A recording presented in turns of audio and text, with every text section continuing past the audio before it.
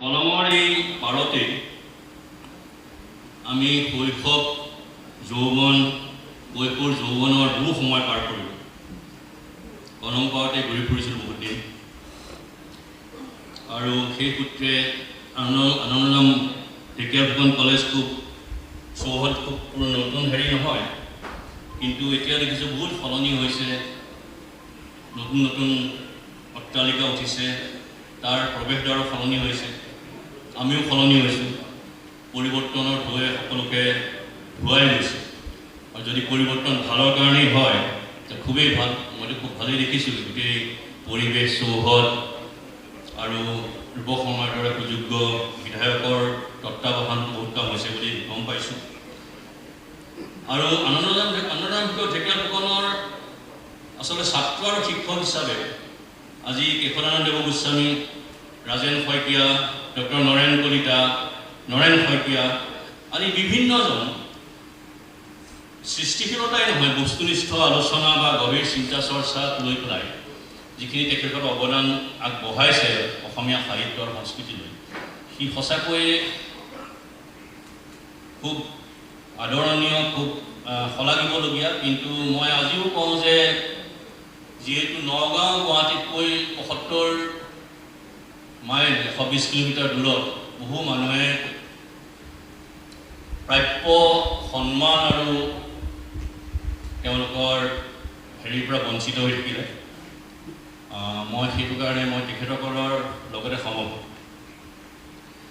আৰু আনন্দৰাম ঢেকীয়াফুকনৰ আৰু এটা কথা মই ভাল পাইছোঁ যে তেখেতসকলৰ অকল সাহিত্য সংস্কৃতিয়েই নহয়, তেখেতৰ বিভিন্ন ষ্ট্ৰীমত বিজ্ঞান হওক বা অন্য তেখেতৰ ভূগোল হওক, বিভিন্ন ষ্ট্ৰীমত তেখেতৰ যিখিনি কাম কৰিছে তেখেতসকলে, সেই কামখিনিও ভালকৈ প্ৰচাৰ হোৱা নাই বা তেখেতসকলক সেই তাৰ উদগনি ভালকৈ দিয়া হোৱা নাই। সেইটো এটা ডাঙৰ কথা, আমি হয়তো পিছলৈ মন কৰিব লাগিব সকলোকে, সেইকাৰণে মনত পেলাই দিওঁ।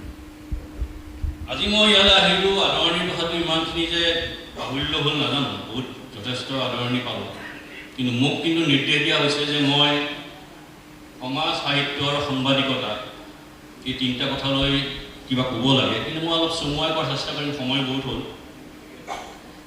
যে সাহিত্যৰ যে সংকট, সাহিত্যৰ সংকট, এই কথাটো লাহে লাহে অলপ এটা ক্লিচে শব্দবন্ধ বুলি মানে পৰিগণিত হৈ আহিছে। বহুতে কয় আজিকালি সাহিত্যৰ সংকট, সাংবাদিকতাৰ সংকট, কিন্তু মই ভাবোঁ যে এই সংকট শব্দটো বৰ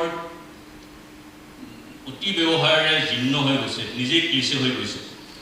কাৰণ